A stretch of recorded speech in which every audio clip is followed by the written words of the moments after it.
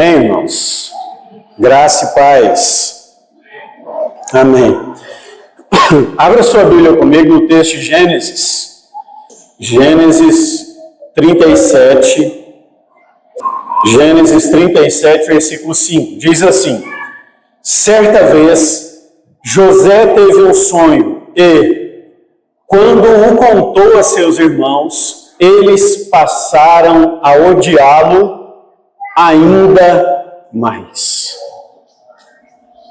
Certa vez, José teve um sonho e, quando o contou a seus irmãos, eles passaram a odiá-lo ainda mais. Pode fechar sua Bíblia. É interessante, irmãos, eu já falei aqui muitas vezes a respeito de José, a respeito da vida de José, né? Mas é interessante porque nós podemos analisar a vida de José de diversas maneiras. Eu penso que dos personagens da Bíblia, não tenho esse dado estatístico, mas eu penso que dos personagens da Bíblia, depois de Davi, José foi o personagem que mais recebeu atenção, depois, claro, né, além de Jesus Cristo. Quando a gente olha nas listas das bibliotecas, a gente encontra muitos livros a respeito de Davi. E a gente encontra também muitos livros a respeito de José. Então há algo importante na vida de José, algo intrigante na vida de José, e que tem que nos levar a entender o que Deus tem para nós, através da vida dele. A história dele é uma história intrigante, por quê? Porque ela foi marcada pela injustiça, não é? José era o filho mais velho da esposa preferida de Jacó.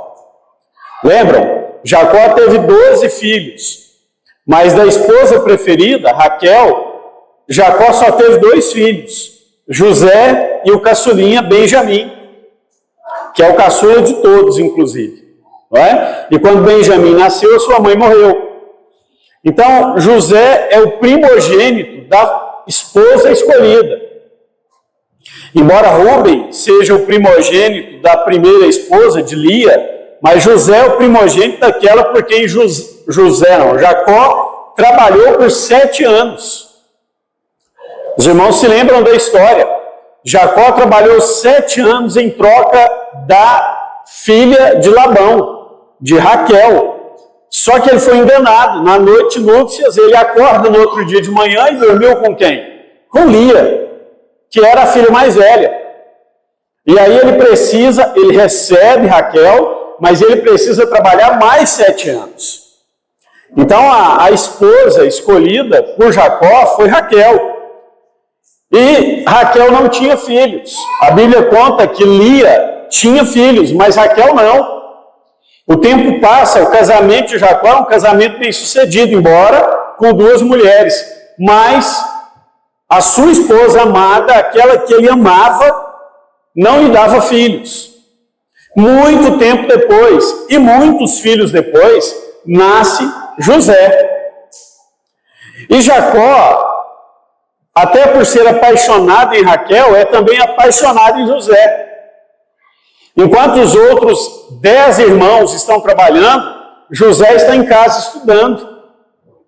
Tanto que quando ele vai para o Egito, ele não tem problema de comunicação, ele sabe falar, ele sabe escrever os hieróglifos do Egito, porque ele ficou estudando. Jacó um dia dá um presente para José, uma capa semelhante à capa que Jesus também tinha, uma capa sem costuras, porque ele é o filho preferido, ele é o filho que não trabalha, ele é o filho que ganha presentes, ele é o queridinho do papai. E muito tempo depois, José acorda numa manhã, sem nenhum discernimento, né, sem nenhum bom senso. A verdade é essa, né? José era um jovem. Normalmente, adolescentes não têm bom senso, né? Eles falam qualquer coisa em qualquer lugar. José acorda, está lá a família reunida para tomar o café da manhã. José olha para eles e fala: eu tive um sonho. E olha, no sonho vocês iriam me servir, até o pai e a mãe. E a Bíblia nos disse, no verso 5, que José então passa a ser odiado ainda mais. Eles já odiavam José, mas eles passam a odiar José ainda mais. E os irmãos conhecem a história. José é vendido pelos irmãos como escravo. José chega no Egito, é vendido no Egito, porque ele foi vendido para um grupo de beduínos, de mercadores. Quando ele chega no Egito, ele é levado para um mercado. Lá naquele mercado ele é vendido como escravo. É vendido para um homem poderoso chamado Potifar, um homem rico. Na casa de Potifar, José começa a se destacar, se torna um homem importante, um administrador importante. Ali ele é injustiçado novamente, vai para a cadeia.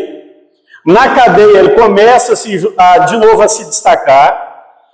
Chega a uma posição lá de administrador, vamos pensar assim, porque o administrador era o carcereiro, né? Mas de administrador da cadeia. De novo ele é injustiçado, porque ele interpreta 2 sonhos. E quando as pessoas para quem ele interpretou os sonhos têm a oportunidade de falar bem dele, eles não falam. Um morre e muito tempo depois o outro vai falar de José. E José então é levado para Faraó.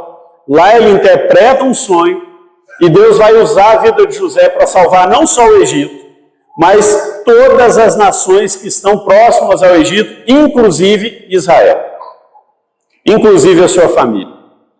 Então a vida de José, ela, em última análise, ela é uma vida que aos olhos naturais tinha tudo para ter dado errado. Tudo. Mas lá no capítulo 45, no versículo 5 do texto de Gênesis, na segunda parte, José está falando com os irmãos dele e ele diz assim: não se preocupem, foi para que a vida de muitos, as vidas de muitos fossem salvas, que eu vim para o Egito. Em outras palavras, José estava dizendo assim: não preocupa não, descansa, porque foi para que a vida de vocês, do nosso pai, da nossa casa, fosse salva, que vocês me venderam como escravos. Deus, ele não está dando uma experiência particular para José. Deus não deu uma experiência individual para José. Deus, ele não quis estabelecer José como uma referência. A nossa referência é Jesus. Mas Deus quis estabelecer, através da vida de José, um princípio. E qual é esse princípio? Um princípio que deve ser liberado sobre nós. O princípio de que Deus tem uma visão para o nosso futuro. Deus tem um plano para o seu futuro. Deus tem um plano para o meu futuro. Deus tem um plano para o nosso futuro. E o princípio que Deus quer estabelecer para nós nessa noite, através da vida de José, é mostrar para cada um de nós que Deus tem um plano para o nosso futuro. Como diz o Gesiel, se você entendeu isso, você entendeu o resumo. Então você já entendeu tudo. Então olha aí para quem está do seu lado e fala para ele: Deus tem um plano para a sua vida. Amém? E eu quero te dizer que a Bíblia nos diz, né, lá no texto de Jeremias, que Deus não só tem um plano para nós, mas que Ele tem planos de paz e não de mal, para nos dar o fim que nós desejamos. A Bíblia nos diz, lá em Isaías, que os planos do Senhor são muito maiores do que os nossos, que os pensamentos do Senhor a nosso respeito são muito mais elevados do que os nossos, que o poder de Deus, o poder do Senhor à nossa disposição é muito maior do que aquilo que nós podemos pensar. A Bíblia nos diz no segundo livro das Crônicas, no capítulo 7, no verso 14, a Bíblia diz assim: se o meu povo, que se chama pelo meu nome, se humilhar e orar e buscar a minha face, então eu ouvirei dos céus, perdoarei os seus pecados e sararei a sua terra. Nós temos, irmãos, promessas para o nosso futuro. Lá em Isaías capítulo 45, a partir do versículo 2, a palavra de Deus diz assim: eu sou aquele que vai diante de você, eu despedaçarei as portas de bronze, Eu quebrarei os ferrolhos de ferro para te dar os tesouros encobertos, as riquezas escondidas. Então há planos de Deus para a nossa vida. E eu quero te falar que esses planos, eles se solidificam, eles se consolidam através de ciclos. Porque a nossa vida é uma vida que Deus escolheu na sua soberania, uma vida de ciclos. E ciclos passam. Amém? Você teve um tempo na sua vida que você fez determinada coisa. Aquele tempo passou. E aquilo, embora às vezes você ainda goste, mas aquilo já não faz mais tanto sentido. O ciclo mudou. Você começou a enfrentar um novo ciclo, começou a viver um novo ciclo. O tempo passou, esse ciclo também acabou e Deus trouxe um novo ciclo. E a vida da gente vai passando em ciclos. E eu gosto muito de uma ilustração que o pastor William Mar faz. O William Mar, ele sempre diz assim: a vida cristã é uma vida de ciclos, mas ela não é uma vida em espiral. Por quê? O que é uma vida em espiral? Você lembra de espiral? Quem que lembra aqui? Boa noite, famoso, não é? Você lembra, Marcelo? Eu sei. Boa noite. Você colocava fogo naquele negócio para espantar a muriçoca, não é? O que é uma vida em espiral? É uma vida que fica dando voltas, as voltas vão ficando cada vez o quê? Menores, não é? Mas todas as voltas estão no mesmo nível. Então você fica dando voltas, mas não muda de nível. Nem piora e nem melhora, fica ali, aquele negócio. E o pastor William Mar sempre diz: a vida do crente não é uma vida em espiral. Ela é uma vida, e aqui é uma figura chique da matemática, helicoidal. Ela é um espiral esticado. Sabe aquelas molinhas que a gente brincava? Ela é uma vida em espiral como aquela mola. Ela é em espiral, mas ela vai o quê? Subindo. Deus permite que você passe de novo no mesmo ponto que você já passou, só que em um nível o quê? Mais elevado. É por isso que antes, né, muita gente não entende isso. Fica pensando, mas pastor, cansei de ouvir isso já. Pastor, quando eu era recém-convertido, eu tinha um problema assim, e eu orava, e era rapidinho, o problema acabava. Agora, o mesmo problema, além de ter piorado, ainda demora para Deus responder. O que está acontecendo comigo? Você está mudando de nível. E à medida que você vai subindo, o que vai acontecendo? A sua revelação, o seu conhecimento de Deus, ele vai aumentando, mas a gravidade do seu problema também. O tempo de oração aumenta. O tempo de jejum aumenta. Por quê? Porque você está passando de um problema, mas no nível o quê? Superior.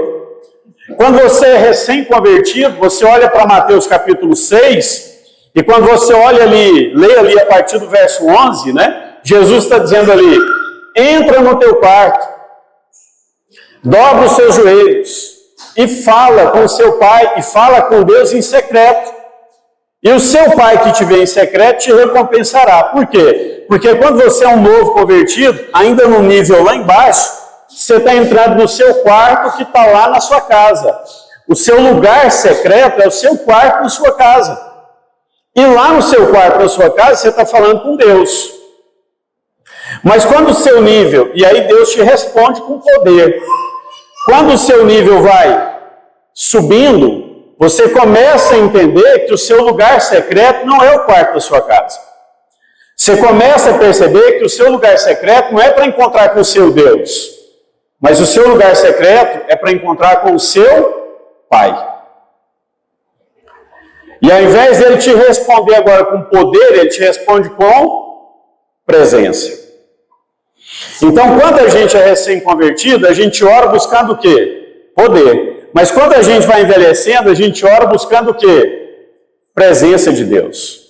Porque você sabe que com poder ou não, se ele estiver com você, tudo vai dar certo. Não tem problema. É melhor andar sem poder com Deus do que com muito poder sem Deus junto. Então, quando a gente, eu falei isso aqui semana passada, quando a gente, lembra lá do texto de Deuteronômio? Os homens lá, eles, Êxodo e Deuteronômio, tem nos dois, né? Os homens lá, eles veem Deus pelas, Moisés inclusive, na primeira vez, vê Deus pelas costas, porque ele está vendo quem? Deus. Mas depois que Moisés fala, Senhor, me mostra a sua face, porque ele quer ver quem? O Pai. Então, quando nós mudamos de nível, nós entendemos que nós temos um Deus, mas que esse Deus também é o nosso. E José aprendeu isso. E como que José aprendeu isso? Eu vou te falar 3 níveis. Eu vou te falar 3 níveis que José enfrentou e que ele passou. E que você e eu vamos enfrentar, se ainda não enfrentamos, e vamos também passar. Porque são 3 níveis básicos. Básicos. O primeiro nível da vida de José, o primeiro ciclo da vida de José, foi o ciclo do treinamento. Deus leva José para o Egito e Deus leva José para a casa de Potifar. E José cresce naquela casa. E à medida que ele cresce até um ponto, até um certo lugar. Dali para cima não dá para ele crescer mais. Por quê? Porque ele era o segundo na casa. Quem era o primeiro? Potifar. Para ele crescer mais, ele teria que se tornar egípcio e assumir o lugar de Potifar. Então ele vai crescendo até chegar no nível máximo. O que Deus está mostrando para José? José, seu ciclo aqui terminou. Não dá mais para você continuar crescendo aqui, José. Aqui não dá. Mas José, eu sei que você não vai sair. Por quê? Porque está tudo bem. José é o empregado preferido. José é o queridinho de Potifar. Então presta atenção. Olha para mim e presta atenção. Às vezes, você foi crescendo em Deus. E você chegou em um ponto em Deus que ficou confortável. E você sabe que daí não dá para subir mais, mas está tudo bem. Por quê? Porque você está bem. Você está orando, Deus está te respondendo. Você está buscando do Senhor numa dificuldade e Deus te responde. Você vem para o culto, sente a presença do Senhor. Você ora lá na sua casa, Deus se manifesta. Então você está num lugar o quê? Tranquilo. Um lugar que você ainda não enxergou, que não dá para crescer mais, mas que para você está bom. O que Deus faz então? O que Deus fez com José? Deus levanta uma mulher. E olha, não foi o diabo quem levantou aquela mulher. Porque muita gente fala assim, Satanás pôs lá no caminho de José para ele tropeçar. Não. Deus usa a mulher de Potifar, e a mulher de Potifar não era feia. Mas Deus usa a mulher de Potifar, coloca a mulher, faz a mulher, aliás, olhar para José. Deus não induz o pecado, mas Deus induz José a mudar de posição. Daí para frente, aquela mulher começa a cada vez se aproximar mais de José. O que José faz? Quando a coisa chega num ponto que não dá mais, a mulher ataca José e José foge. Só que quando ele vai fugir, a mulher rasga a roupa dele. E aí chama o marido e fala, José me atacou, olha aqui a roupa dele na minha mão. Eu me defendi. E José agora é enviado para onde? Para a cadeia. Acaba o primeiro ciclo na vida de José. Pastor, mas se José estava inocente, por que isso aconteceu e por que ele foi para a cadeia? Porque Deus queria ensinar para José, queria mostrar para José a prova final do ciclo. E qual era a prova final daquele ciclo? Olha para mim e presta atenção. Não coloque a mão naquilo que Deus não te autorizou. Não coloque a sua mão naquilo que Deus não te deu. Não tente usurpar o que não é seu. Não tente assumir o que Deus não falou para você assumir. Não tome posturas que Deus não te mandou tomar. Não vá onde Deus não mandou você ir. Não faça segundo a vontade da sua carne. Muita gente às vezes chega para a gente e fala assim, Pastor, eu estou muito cansado, não queria liderar a célula, eu queria entregar a célula, eu não queria vir para o ensaio do louvor, eu falo, beleza. Tudo que você fez porque você quis ou porque Deus mandou? Não, porque Deus mandou. E Deus te mandou sair? Não, então resolve com ele. Porque, irmãos, José está ensinando para a gente que Deus nos dá ordens e nós obedecemos.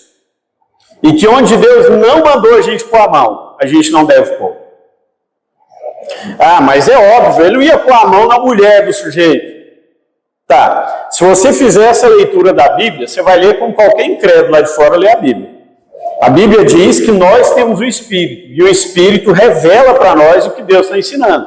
E Deus está ensinando um princípio: não coloque a sua mão onde Deus não mandou.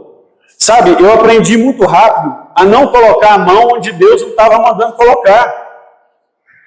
Então, José está ensinando para que a gente passe no teste, para que a gente saia do primeiro ciclo que está aqui, vá para o segundo ciclo que está aqui. Nós precisamos entender que tem coisas, que tem situações, que tem lugares que a gente não deve colocar a mão, porque Deus não mandou.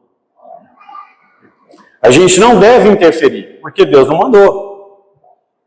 Eu já disse aqui várias vezes, eu sempre gosto de repetir, nem toda necessidade é um chamado de Deus para a sua vida. Sabe, eu já vi situações em que pessoas bem intencionadas interferiram em casamentos, tentando ajudar, e o casamento acabou. Porque Deus não havia mandado que colocassem a mão naquele lugar. Ah, então era para o casamento acabar? Não, só não era para quem colocou a mão colocar. Entende? Porque Deus tem um propósito no que está acontecendo. Mas aí José vai para a cadeia, lá no capítulo 40 de Gênesis. E lá na cadeia José se destaca, começa a crescer na cadeia, se torna o administrador da cadeia, está abaixo de quem? Do carcereiro. De novo, José é quem? O segundo. Ele chegou num ponto que não dá para subir mais na cadeia, não é?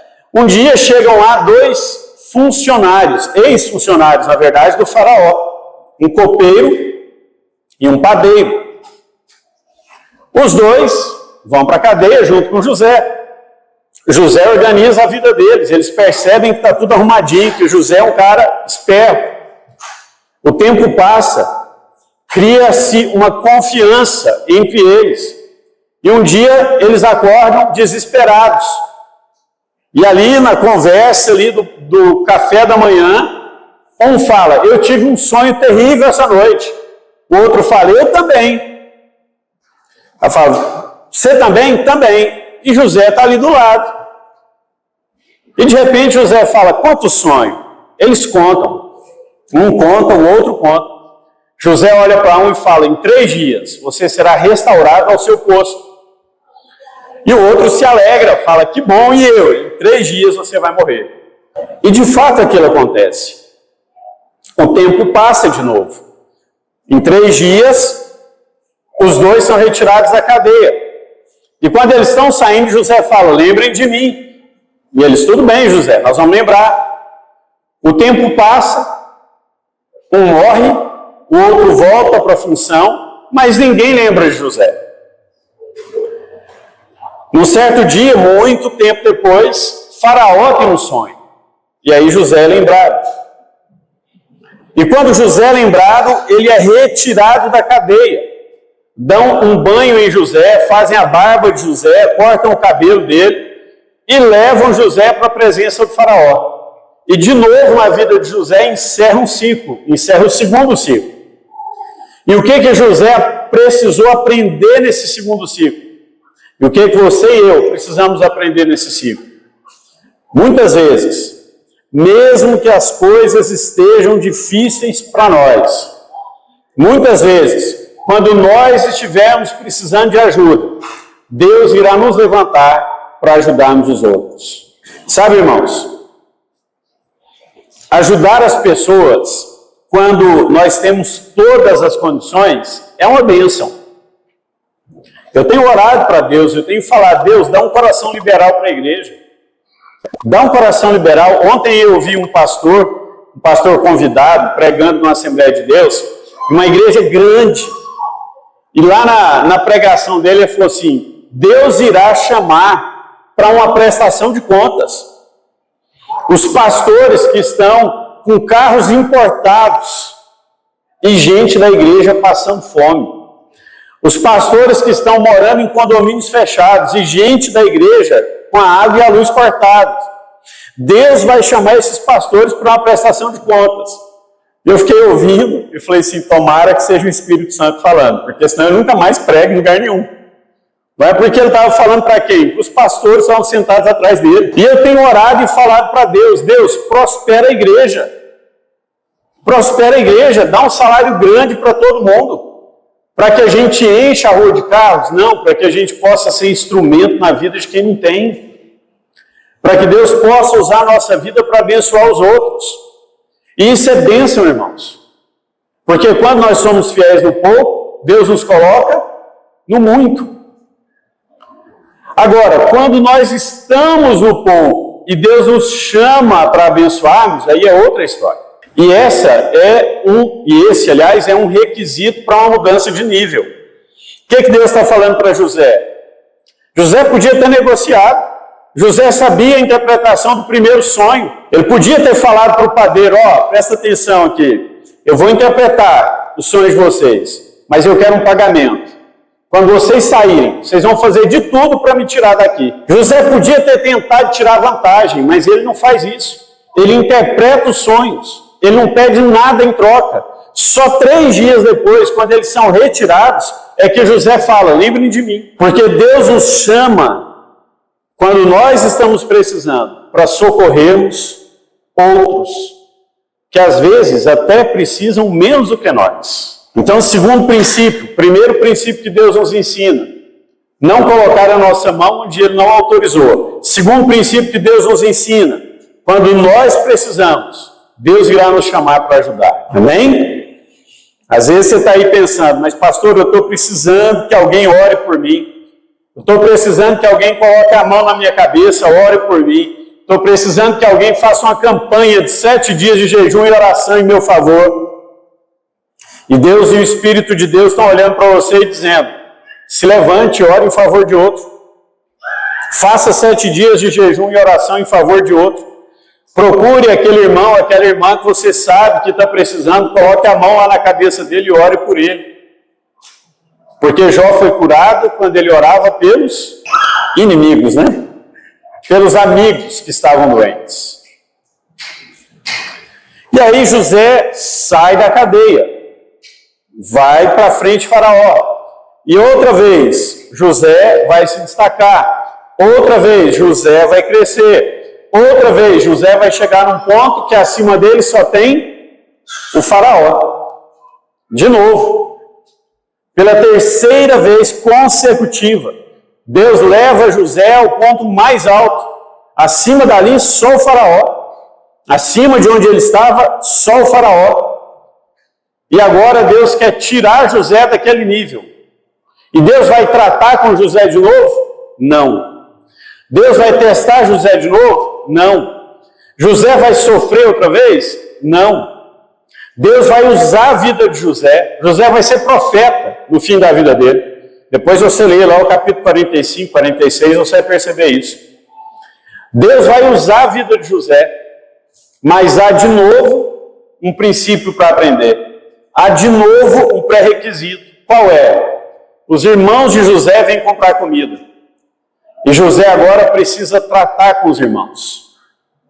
E Deus vai usar esse último ciclo, esse último nível na vida de José, para ensinar para José que nós só não precisamos continuar sendo provados quando nós aprendemos a perdoar quem nos traiu. E sabe, irmãos, esse foi o maior teste da vida de José. O maior teste. Não pôr a mão na esposa de Potifar? Tranquilo. Tranquilo. Não exigir uma recompensa antes de interpretar os sonhos? Tranquilo. Ele tinha consciência que a interpretação vinha de Deus. Agora, perdoar os irmãos dele era uma atitude que só dependia dele. Dele. Era uma decisão dele. Era José quem precisava ser fiel, não era Deus. Em todas as outras etapas da vida de José, Deus precisava ser fiel. Aqui é José quem tem que ser fiel. É ele quem tem que perdoar. E sabe, irmãos, eu tinha comentado o ano passado que nesse domingo nós falaríamos um outro tema. Não sei se os irmãos se lembram. Mas eu disse para os irmãos lá em dezembro que nós falaríamos hoje sobre primícias. E eu preparei um sermão sobre primícias, com base lá em 1 Coríntios 15, do 21 ao 27. Está prontinho o sermão. Mas ontem, hoje, o dia todo, eu orando, falando com Deus, e Deus colocando no meu coração: amanhã não é dia de primícias, amanhã é um dia de cura. Amanhã é um dia de transformação. Amanhã é um dia de a igreja entender o que está em 1 Pedro 2. Mas vós, como pedras vivas, eleitas e escolhidas no Senhor, sacerdócio real, nação santa, escolhidos para edificarem o reino. Nós, como pedras escolhidas. Deus nos trouxe aqui, irmãos, para que a gente entenda que nós precisamos mudar de nível. Que nós precisamos avançar. Que nós precisamos buscar mais de Deus. Que nós precisamos conhecer mais o Senhor, que nós precisamos ter mais intimidade com o Senhor. E como que isso vai acontecer? Entendendo os princípios que nós falamos. E há aqui pessoas que precisam entender que Deus te chamou e que Deus te deu ordens para que você coloque a mão naquilo que Ele te falou. Há aqui quem precisa entender que Deus não está te autorizando a pedir recompensa antes de fazer o que Ele já te capacitou. Há aqui quem precisa entender que nós precisamos, e aqui somos todos, perdoar quem nos trai. Porque perdoar quem mora com a gente é fácil. Perdoar a Márcia é fácil. Mas perdoar quem nós não temos a obrigação de perdoar não é fácil. Mas nós não vamos sair de nível. Nós não vamos mudar de nível. Você não vai passar para a próxima fase se você não aprender a perdoar. E não é perdoar quem você está acostumado.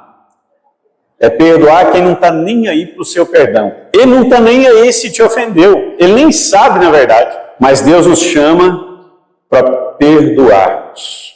Talvez você esteja pensando assim, mas tá, José conseguiu. Era outro contexto, era outra cultura. Como que eu vou fazer para conseguir? Como que eu vou fazer para conseguir mudar de nível e obedecer esses princípios? Sabe, se a gente cair nessa história de que era outro tempo, era outra cultura, então quase nada que está na Bíblia serve para nós. Porque toda a Bíblia foi em outro tempo e outra cultura. Não é? Agora, o que eu preciso entender? É que mesmo em outro tempo, uma outra cultura, as dificuldades existiam, as lutas existiam, o pecado existia. José era homem, como qualquer um. Ele enfrentou as mesmas lutas. Ele teve as mesmas dificuldades, ele teve raiva. José teve raiva. José se decepcionou. Mas José escolheu ser fiel a Deus. E por que José escolheu? Essa é a resposta que a gente precisa entender no nosso coração. Porque você precisa entender isso, para que você consiga vencer esses níveis que eu falei. Sabe por que José conseguiu? Porque no coração de José havia uma certeza, uma só. Sabe qual era? Deus me ama. Desde criança, Jacó contou a história para José. Desde criança, José ouviu do seu pai: Deus me deu a bênção que estava sobre Isaac, a bênção que estava sobre Abraão, e a bênção que Deus me deu vai estar sobre você. Mas pai, não é Rúben o mais velho, mas você é o meu primogênito. E a bênção de Deus está sobre a sua vida. A capa da autoridade está sobre a sua vida. A capa que te diferencia dos seus irmãos está sobre você. Deus te ama. E sabe, irmãos, aquela capa representava o amor de Jacó, o amor do pai. Mas hoje, sobre mim, sobre você, por mais que existam lutas, dificuldades, problemas, Deus deixou sobre nós uma capa de autoridade. O Espírito Santo habita em nós. O Espírito Santo está dentro de você. Ele habita em você. A capa de Deus está em nós, morando dentro de nós. E essa capa que nos dá autoridade está dizendo para nós o tempo inteiro: Deus nos ama. O amor do Pai está em mim, o amor do Pai está em você. Essa capa que andou na história, que esteve em Jesus, que foi repartida pelos soldados lá aos pés da cruz, lembram? Quando Jesus estava lá na cruz, pregado na cruz, os soldados estavam disputando lá com dados a capa de Jesus. Aquilo que os soldados não entenderam o que representava, que os soldados não entenderam a autoridade, Deus deu para você. De graça. Deus deu para mim de graça. E ao longo de toda a Bíblia está evidente que essa capa representa o amor de Deus por nós. Essa capa simboliza que nós temos um Pai, que esse Pai nos ama e que esse Pai irá nos capacitar. Então, quando você estiver enfrentando a luta do primeiro nível, lembre, Deus te ama. E ainda que você não precise colocar a mão, ou não deva colocar a mão onde Deus não mandou você colocar, a mão do Senhor está ali. Deus está te guardando. Talvez naquele momento você não perceba o que Deus está fazendo. Eu duvido que José tenha percebido o que estava acontecendo no dia que ele foi para a cadeia. Mas no coração de José havia uma certeza: Deus me ama. E se eu estou na cadeia, é porque Deus me mandou para a cadeia. E se Deus me mandou para a cadeia, é porque tem um propósito para mim na cadeia. Lá na cadeia, José de novo se destaca. E agora ele tem a oportunidade de fazer alguma coisa no nome dele. Mas José faz de novo no nome de Deus, porque ele sabe: eu estou aqui, Deus me fez sobreviver porque Deus me ama. Aos olhos naturais, a cadeia era o pior lugar para estar.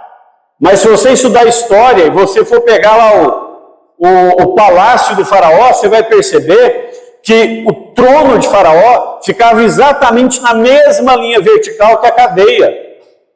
A cadeia era a menor distância entre José e o trono.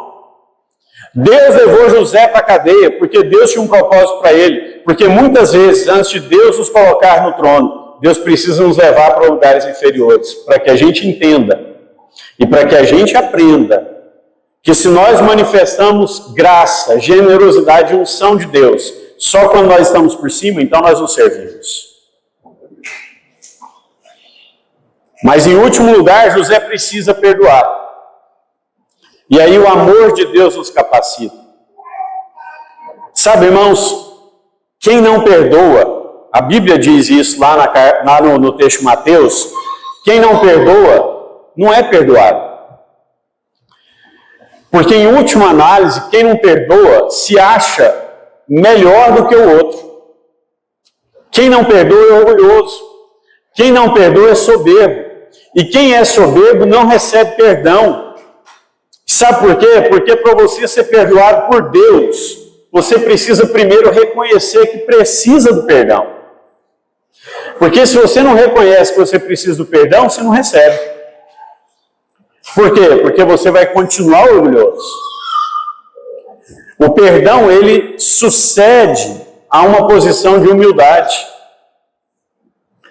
Então, às vezes, Deus está querendo fazer algo tremendo, fantástico na nossa vida. Deus quer levar a gente para lugares que a gente nunca imaginou. Deus quer nos colocar em posições que nós nunca pensamos. Deus quer nos dar salários que nós nunca imaginamos. Deus quer nos dar posições que nós nunca pensamos. Deus quer prosperar a nossa vida, quer prosperar a nossa casa. Deus quer dar poder para que a gente faça a obra e para que a gente realize os feitos que o Senhor tem para nós. Mas nós ainda não entendemos que Deus não vai nos exaltar se nós antes não nos rebaixarmos. Então, Deus te trouxe aqui hoje, para que você entenda que Deus tem algo muito maior na sua vida. Pastor, mas onde eu estou tá bom. Que bom, glória a Deus. Mas Deus quer te levar a lugares melhores. Deus quer te levar a lugares maiores. Deus quer usar a sua vida de uma forma muito mais poderosa. Deus quer te abençoar mais, para que você seja mais bênção. Deus quer transformar a sua casa, para que a sua casa seja uma referência. Deus quer transformar a sua família, para que outras famílias sejam tocadas pela sua. Mas tudo isso vai acontecer quando, primeiro, você entender que Deus te ama e que Ele te capacita a vencer todas as provas. E segundo, quando você estiver disposto a permitir que Deus trabalhe na sua vida, para que você mude de nível. Para que um ciclo acabe e Deus te leve para outro. Amém? Eu quero te dizer, irmãos, eu creio nisso assim, mais do que o fato de que nós estamos num lugar que tem luz. Eu estava no domingo à tarde, lá na viagem que a gente fez, eu estava angustiado lá na casa e eu falei, Deus, eu quero orar. Como é que eu vou fazer? Aí eu saí. Eu tinha falado para a Márcia que eu queria fazer uma caminhada, aí a gente estava caminhando lá e a Márcia tinha descido, e eu saí. E fiquei lá sozinho muito tempo falando com Deus. E uma das coisas que eu falei para Deus, lá olhando aquele mar lá, eu falei, Deus, eu não consigo ver onde que isso acaba. Eu também não consigo ver onde que a minha vida vai acabar. Eu não consigo ver, Senhor, onde o Senhor quer levar cada irmão da igreja. Eu não consigo ver o que o Senhor quer fazer com cada irmão da igreja. Mas, Senhor, até onde eu consigo ver, me ajuda a ajudar a igreja a caminhar. E aí o Espírito Santo trouxe algo ao meu coração. Eu estava bem perto assim do portão lá da casa, e eu fui andando, dava uns 30 metros, eu fui andando, fui entrando assim na água, e eu me lembrei de algo que Deus me falou há muito tempo. Todas as vezes que você caminha para frente, o seu horizonte muda. Porque Deus é um Deus de novos horizontes. E aí quando eu me lembrei disso, o Espírito Santo falou no meu coração, mostre para a igreja que eles precisam caminhar, e eles vão ver coisas novas. Enquanto a igreja decidir ficar parada, eles vão continuar vendo as mesmas coisas. E essa palavra é para mim, irmãos, mas ela é também para você. Decida caminhar. Decida caminhar. Decida andar com Deus. Decida, tome a decisão de verdade, tenha disciplina na sua decisão. Não tome uma decisão como aquela que você toma no fim de ano. Né? O ano que vem eu vou fazer dieta. O ano que vem eu vou para a academia. O ano que vem eu vou emagrecer. Não, irmãos, a gente nunca cumpre essas coisas. Eu estou me incluindo, a gente nunca cumpre. Não é? Tem gente que tem disciplina e vai lá e faz. Não é? Mas na maioria das vezes a gente faz 10 promessas e cumpre 2. Sim ou não? Às vezes você fala assim, esse ano eu vou orar mais. E nós já estamos em fevereiro praticamente, e você está orando do mesmo jeito. Deus, o ano que vem eu vou ler a Bíblia em 3 meses, você ainda está lá em Gênesis 2. Então eu estou te chamando para tomar uma decisão verdadeira. A olhar para Deus hoje e falar, Deus, eu quero caminhar, eu quero andar, eu quero me aproximar do Senhor, eu quero ver o que o Senhor tem para a minha vida. Eu não quero uma vida espiritual com água só na sola do pé, nem nos tornozelos, nem nos joelhos, nem no lombo. Eu quero uma vida espiritual com a água que eu não consigo ficar de pé. Eu quero caminhar no sentido que o Senhor vai usar a minha vida para que sinais e maravilhas aconteçam. Essa semana eu compartilhei um dos nossos, eu sempre compartilho, né? Desses posts aí, eu coloquei lá no TikTok. Eu terminei de colocar uma pessoa que eu não conheço, não sei quem é, nem me segue também lá, não sei como que viu, não sei como é que funciona isso, mas ela viu, e aí ela mandou uma mensagem para mim. Eu não sei quem você é, mas eu quero te dizer que o Espírito Santo usou a sua vida hoje, porque o que está escrito aqui é a resposta do que eu tenho orado nos últimos dias. E aí eu escrevi para ela, glória a Deus, que o Senhor tenha falado com você. E eu tenho orado, irmãos, eu tenho falado para Deus, usa a minha vida, Senhor. E eu quero te desafiar a orar e a falar com Ele. E é claro, irmãos, é evidente que a gente tem um propósito, a gente tem planos, a gente quer que a igreja cresça, a gente quer ver isso aqui cheio, a gente quer ir para outro lugar maior, claro. Mas nós entendemos que se nós, Márcia e eu, que para que isso aconteça, a gente precisa crescer. Nós, como crentes, a gente precisa crescer. Sabe por quê? Porque vai chegar o dia em que vão entrar pessoas doentes aqui, e Deus vai usar você para impor as mãos sobre ele, para que ele seja curado. Vai chegar gente aqui endemoniado, e Deus vai usar você para apontar o dedo para ele e mandar o demônio sair. Ele vai sair, a pessoa vai ser liberta. Mas você precisa querer. Você precisa decidir andar. E eu quero hoje te desafiar. Te desafiar a querer andar. Te desafiar a querer buscar mais o Senhor. Estabeleça um tempo, e um tempo de qualidade com Deus. Não aceite o seu dia terminar sem que você tenha recebido da presença do Senhor. Fale com Ele, busque dEle. Se você nunca foi cheio com o Espírito Santo, não aceite continuar assim.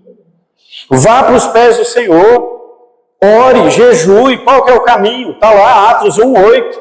Permaneçam em Jerusalém orando, até que do alto sejais revestidos de poder. Vá para dentro do seu quarto e ore. E fale com Deus. Senhor, eu quero ter uma experiência real com o Senhor. Me enche com o seu Espírito Santo. Eu quero ser tomado pelo poder do Senhor. Eu quero experimentar a plenitude do Senhor. Eu quero profetizar, eu quero ter palavras de conhecimento, eu quero orar em línguas, eu quero ter discernimento de espíritos. Fale com Deus. Peça para Deus. O dom que Deus vai te dar e que Deus vai te usar, você já sabe qual é. Você já sabe.